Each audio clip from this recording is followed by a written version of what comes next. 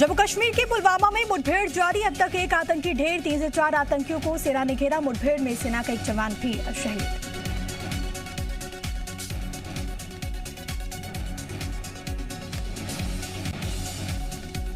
जम्मू के बाद अब पाकिस्तान की सरहद पर दिखा संदिग्ध ड्रोन। अर्निया सेक्टर में ड्रोन दिखते ही बीएसएफ ने की फायरिंग, वापस पाकिस्तान भागा ड्रोन।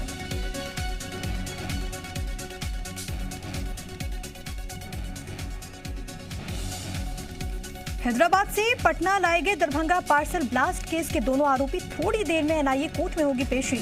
आईडी से ट्रेन में धमाके की थी साजिश।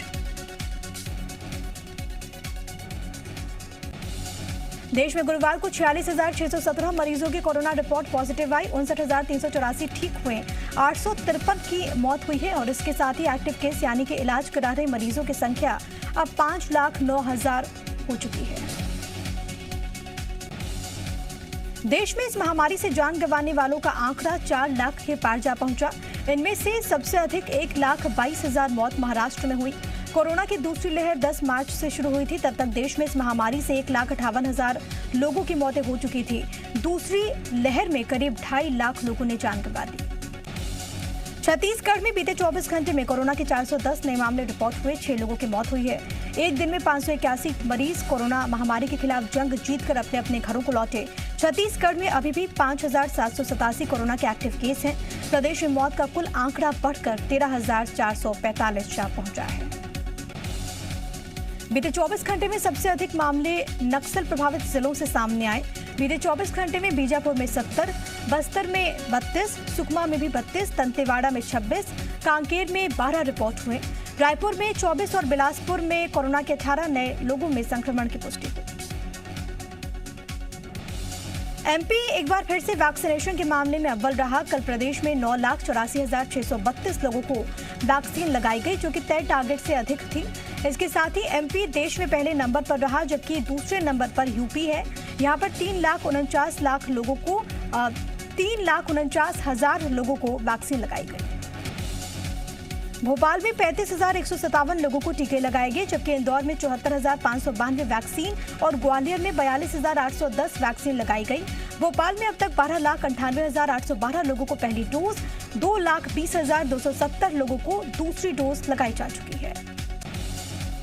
रतलाम में बाइक में बुजुर्ग महिला के वैक्सीनेशन की तस्वीरें सामने आई है। रतलाम के डेलनपुर गांव की महिला को बाइक में बिठाकर वैक्सीनेशन सेंटर के बाहर वैक्सीन लगा दी गई। महिला काफी बुजुर्ग हैं। उनकी उम्र 90 साल बताई जा रही है, लिहाजा बार बार बाइक में बैठना उतरना उनके लिए काफी मुश्किल हो रहा था। ऐसे में वैक्सीनेशन में जुटी स्वास्थ्य विभाग की टीम खुद वैक्सीनेशन सेंटर के बाहर आकर बाइक में ही उन्होंने महिला को वैक्सीन लगाई। नीमच में वायरल हो रहा था आदिवासी बुजुर्ग का वीडियो में वैक्सीन नहीं लगवाने की बात वो कह रहे थे। जज दंपति ने गांव पहुंचकर दूर किया डर। मध्य प्रदेश की शिवराज सरकार कोरोना की तीसरी लहर को रोकने की तैयारियों में जुटी हुई है। आज सीएम शिवराज 200 बेड के कोविड डेडिकेटेड काटजू हॉस्पिटल का शुभारंभ करेंगे। बता दें कि काटजू हॉस्पिटल में आईसीयू और ऑक्सीजन सुविधा के 50 बेड होंगे। काटजू हॉस्पिटल के शुरू होने से कई मरीजों को राहत मिलेगी। मुरैना जिले में फर्नीचर उद्योग को बढ़ावा देने के लिए आज पहली इन्वेस्टर्स मीट हो रही है। स्थानीय सांसद केंद्रीय मंत्री नरेंद्र सिंह तोमर की पहल पर आज दिल्ली के कई निवेशक इन्वेस्टर्स मीट में शिरकत करेंगे। इस समिट में प्रदेश के सूक्ष्म एवं लघु उद्योग मंत्री ओम प्रकाश सखलेचा भी मौजूद रहेंगे। बीते दिनों दिल्ली में हुई बैठक में फर्नीचर क्लस्टर बनाने की योजना तैयार की गई थी और इसमें भी सखलेचा समेत फर्नीचर उद्योग से जुड़े निवेशक मौजूद थे। फर्नीचर क्लस्टर के तहत क्षेत्र में आसानी से उपलब्ध होने वाली लकड़ियों का उपयोग कर मुरैना जिले में ही अच्छी गुणवत्ता के फर्नीचर बनाए जाएंगे। सीहोर में ब्रिज के लोकार्पण मामले में गोपालपुर पुलिस ने बिना अनुमति ब्रिज का शुभारंभ करने के आरोप में पूर्व मंत्री सज्जन सिंह वर्मा के खिलाफ केस दर्ज किया। साथ ही साथ उनके साथ अन्य साथियों को भी आरोपी बनाया गया। दरअसल सीप नदी पर पांडा गांव में पुल का निर्माण किया गया है। पुल का वर्चुअल उद्घाटन सीएम शिवराज सिंह को करना था, लेकिन पूर्व मंत्री सज्जन सिंह वर्मा ने बीती 30 जून को ही फीता काटकर पुल का उद्घाटन कर दिया था। वो अपनी गाड़ी ब्रिज पर ले गए थे और दूसरों को भी आने जाने के लिए उन्होंने कहा था। छत्तीसगढ़ के मुख्यमंत्री भूपेश बघेल आज गृह विभाग की बैठक लेंगे। मुख्यमंत्री भूपेश बघेल इस बैठक में प्रदेश की कानून व्यवस्था को लेकर समीक्षा करेंगे। छत्तीसगढ़ में एडीजी जीपी सिंह के ठिकानों पर एंटी करप्शन ब्यूरो की कार्रवाई जारी है। आय से अधिक संपत्ति की शिकायत पर एसीबी ने एडीजी जीपी सिंह के 15 ठिकानों पर छापा मारा। जानकारी के अनुसार एसीबी की कार्रवाई आज भी जारी रहेगी। जीपी सिंह के खिलाफ आय से अधिक संपत्ति समेत कई शिकायतों की जांच के बाद केस दर्ज किया गया। जीपी सिंह के रायपुर, राजनांदगांव, ओडिशा के अलग अलग ठिकानों पर एसीबी ने रेड मारी है। छापे की कार्रवाई पूरी होने के बाद जीपी सिंह की पूरी बेनामी संपत्ति का खुलासा होगा। जीपी सिंह के खिलाफ आयकर विभाग भी बेनामी एक्ट के तहत अलग से कार्रवाई कर रहा है। बता दें कि जीपी सिंह खुद एंटी करप्शन ब्यूरो के मुखिया रह चुके हैं। भूपेश सरकार के सत्ता में आने के बाद उन्हें ये जिम्मेदारी मिली थी, लेकिन कई गंभीर शिकायतों के बाद उन्हें हटा दिया गया था। भ्रष्टाचार के मामले में एंटी करप्शन ब्यूरो में कई सालों से लंबित होने और अफसरों पर इन मामलों पर कार्रवाई न होने पर हाईकोर्ट ने छत्तीसगढ़ सरकार से जवाब मांगा है। 2 सप्ताह जवाब देने को कहा गया है। मामले की अगली सुनवाई अब 28 जुलाई को होगी। प्रदेश के 90 प्रमुख अफसरों के खिलाफ एसीबी में लंबे वक्त से केस लंबित होने, कार्रवाई न होने पर रायपुर के मोहम्मद गुलाम अली खान ने हाईकोर्ट को पत्र लिखा। इसमें उन्होंने भ्रष्टाचार के आरोपी अफसरों पर कार्रवाई न होने से विभागों में जमा रहने और वेतन सुविधाओं का फायदा उठाने का जिक्र किया था।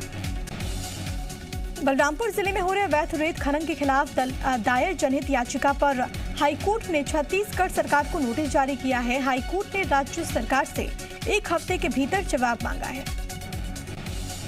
बता दें कि पंचावल गांव में तुगदा और पंचांग नदी से बीते कई सालों से अवैध रेत खनन चल रहा है। ऐसा नहीं है कि मामले की प्रशासन को जानकारी नहीं। ग्रामीण अवैध रेत उत्खनन के खिलाफ पिछले कई महीनों से धरना प्रदर्शन कर रहे हैं। इसके बावजूद प्रशासन ने कोई कार्रवाई नहीं की। इंदौर में दोहरे हत्याकांड से सनसनी फैल गई। 2 पक्षों में हुए विवाद के बाद हुई चाकूबाजी में 2 युवकों की मौत हुई है। 4 लोग जख्मी हैं। घायलों को एमवाई अस्पताल में इलाज के लिए एडमिट किया गया। जानकारी के अनुसार पालदा चौराहे पर हनुमान मंदिर के पास मोबाइल लेन देन को लेकर युवकों के बीच विवाद हुआ था। इसमें चाकू लगने से अमित मुजाल्दी और दिनेश कनासे गंभीर रूप से जख्मी हो गए। दोनों ने अस्पताल ले जाते वक्त रास्ते में ही दम तोड़ दिया। 4 घायल युवकों को एमवाई हॉस्पिटल में एडमिट किया गया।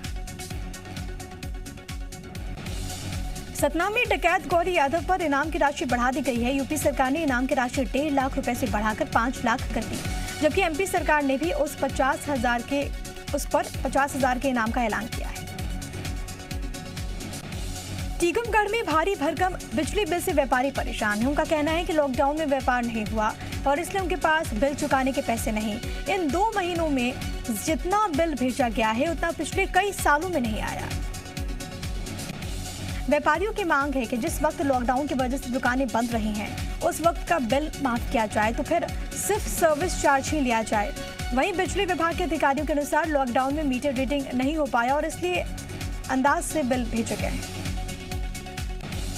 रीवा में एमपीईबी बिजली कंपनी के 2 लोगों की बातचीत का ऑडियो वायरल होने के बाद विभाग में हड़कंप मचा हुआ है। ऑडियो में 15,000 रुपए प्रोग्रामर को लेकर मीटर रीडर बनने की सलाह दी जा रही है। मामले को लेकर विभाग ने जांच के आदेश दिए। बिजली कंपनी के एग्जीक्यूटिव इंजीनियर का कहना है कि मीटर रीडर को 3,000 रुपए मिलता है और इसकी भर्ती के लिए 15,000 रुपए मांगे जा रहे हैं। मामले की गंभीरता को देखते हुए जांच के आदेश दिए गए। बालाघाट में आज जबलपुर से आई कृषि विभाग की संभागीय जांच टीम खाद और बीज केंद्रों का निरीक्षण करने पहुंची है। जानकारी मिलते ही सभी दुकान संचालक खाद और बीज की दुकानें बंद करके गायब हो गए। इसके बाद जांच टीम ने दुकानों पर नोटिस चस्पा किए। दरअसल खरीफ सीजन के चलते खाद और बीज केंद्रों में रिकॉर्ड और स्टॉक की जांच करने के लिए जबलपुर से टीम आई थी, लेकिन इतवारी बाजार में चलने वाली दर्जन भर दुकानें बंद रहीं। दुकानों पर ताला बंद करके संचालक गायब हो गए। जांच टीम को सिर्फ नगपुरे कृषि केंद्र और नाकोड़ा कृषि केंद्र ही खुले मिले। दोनों केंद्रों ने बाकायदा रिकॉर्डों की जांच भी करवाई। पन्ना में कलेक्टर के नाम से फर्जी ट्विटर और फेसबुक अकाउंट बनाए जाने का खुलासा हुआ है, जिसके बाद कलेक्टर ने कार्रवाई के लिए पुलिस अधीक्षक को पत्र लिखा। जानकारी के अनुसार कुछ अज्ञात आरोपियों ने कलेक्टर पन्ना का फर्जी अकाउंट बनाया, जो कि लगातार एक्टिव है। इस अकाउंट को कई लोगों ने फॉलो भी कर रखा है। इसके जरिए कई गलत जानकारियां भी पोस्ट की जा रही हैं। इसकी जानकारी मिलते ही पन्ना कलेक्टर संजय कुमार मिश्र ने एसपी से शिकायत की, दोनों अकाउंट को ब्लॉक करवाया। उज्जैन में एक फाइनेंस कंपनी में चोरी करने वाले 2 आरोपियों को पुलिस ने गिरफ्तार किया। घटना 27 जून की बताई जा रही है। पुलिस के अनुसार 4 चोर फाइनेंस कंपनी में जमा करोड़ों का सोना चोरी करने घुसे थे, लेकिन हाई सिक्योरिटी अलार्म की वजह से वो लॉकर नहीं तोड़ पाए। चोरों के हाथ आर्टिफिशियल ज्वेलरी और मूर्तियां लगी, जिसकी कीमत मात्र 2000 रुपए थी। ब्रांच में लगे सेंसर से केरल में हेड ऑफिस को रात में ही चोरी की सूचना मिल गई थी। ऐसे में केरल से बैंक मैनेजर को सूचना दी गई, जिसकी जानकारी उन्होंने पुलिस को दी। पुलिस ने सीसीटीवी के आधार पर 2 चोरों को गिरफ्तार किया। 2 चोर अभी भी फरार हैं। दमोह में रोड़ा पटना गांव के पूर्व सरपंच की गोली मारकर हत्या कर दी गई। जेसीबी ने से पलटी कार, करीब 24 लोगों पर आरोप, पुलिस जांच में जुटी। हैदराबाद से पकड़े गए एक बदमाश ने सतना पुलिस के सामने चौंका देने वाला खुलासा किया। पुलिस के अनुसार राकेश सिंह ने बताया कि गैंगवार में इनामी डकैत अर्जुन सिंह की हत्या कर दी गई थी और उसके शव को जंगल में दफना दिया गया था।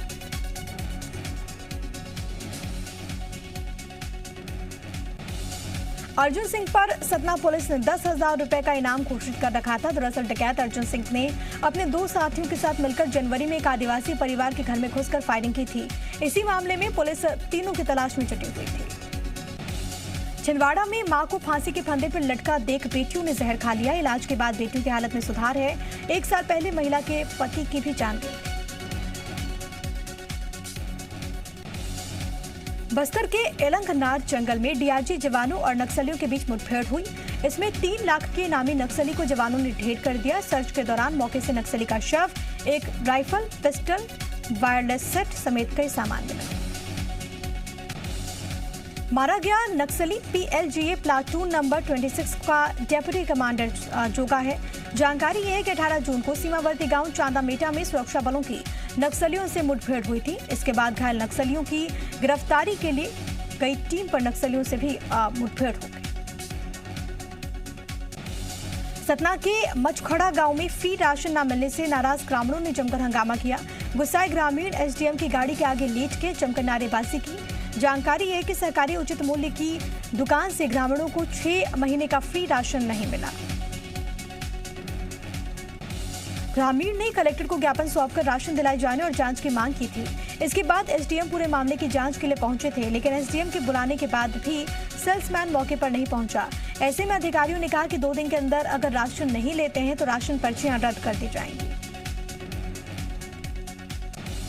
बड़वानी के सिलावत गांव में एक तेंदुआ पेड़ पर चढ़ गया, जिसे देखने के लिए लोगों की भारी भीड़ एकत्रित हो गई। लोग तेंदुए का वीडियो बना रहे हैं। वन विभाग की टीम भी मौके पर पहुंची और तेंदुए को नीचे उतारने की कोशिशें जारी हैं।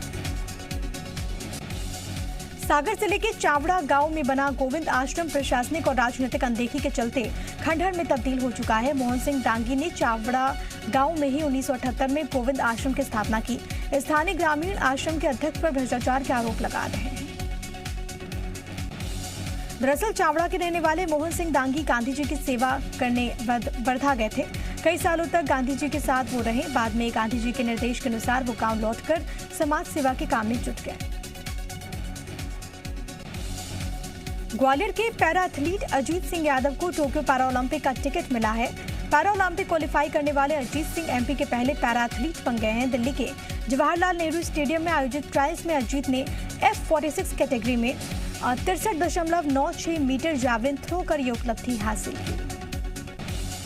Lakshmibai national institute of physical education से पीएचडी कर रहे अजीत सिंह यादव दिसंबर 2017 में एक हादसे का शिकार हुए थे। दोस्त को बचाते हुए ट्रेन एक्सीडेंट में कोहनी के नीचे से बायां हाथ कट गया था। दिल्ली से बिहार लौटे तेजस्वी यादव का बड़ा बयान, 3 महीने में गिर जाएगी बिहार की सरकार। हर मोर्चे पर बताया सरकार को फेल। बीजेपी ने बताया ख्याली पलाव। पंजाब के बाद हरियाणा कांग्रेस पर संकट, 19 विधायकों ने की हरियाणा कांग्रेस प्रभारी विवेक बंसल से मुलाकात। सूत्रों के अनुसार मजबूत हाथों में दिया जाए हरियाणा कांग्रेस का नेतृत्व, ये मांग है।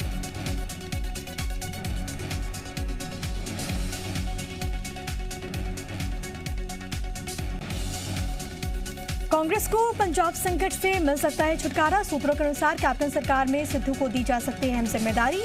कोऑर्डिनेशन कमेटी ने भी की सिफारिश।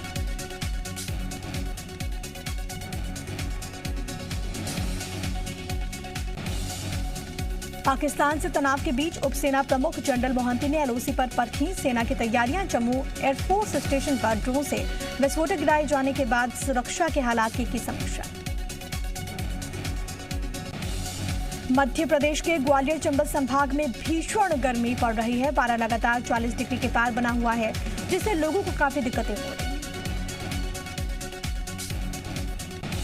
मौसम विभाग की माने तो आने वाली 5 जुलाई तक ग्वालियर चंबल संभाग में सूरज का सितम जारी रहेगा। इतना ही नहीं, ग्वालियर और दतिया जिले में बढ़ती गर्मी की वजह से लू चलने की भी आशंका जाहिर की जा रही है। लोगों को सावधानी बरतने की हिदायत दी गई है। दिल्ली में जुलाई के पहले दिन टूटा 9 साल का रिकॉर्ड। 43.6 डिग्री सेल्सियस दर्ज किया गया। अधिकतम तापमान 2012 में 43.5 डिग्री सेल्सियस रहा था तापमान। दिल्ली में शतक से एक कदम दूर पेट्रोल की कीमत 99 रुपये 16 पैसे प्रति लीटर हुआ। पेट्रोल का दाम डीजल ही पहुंचा 90 रुपए के करीब।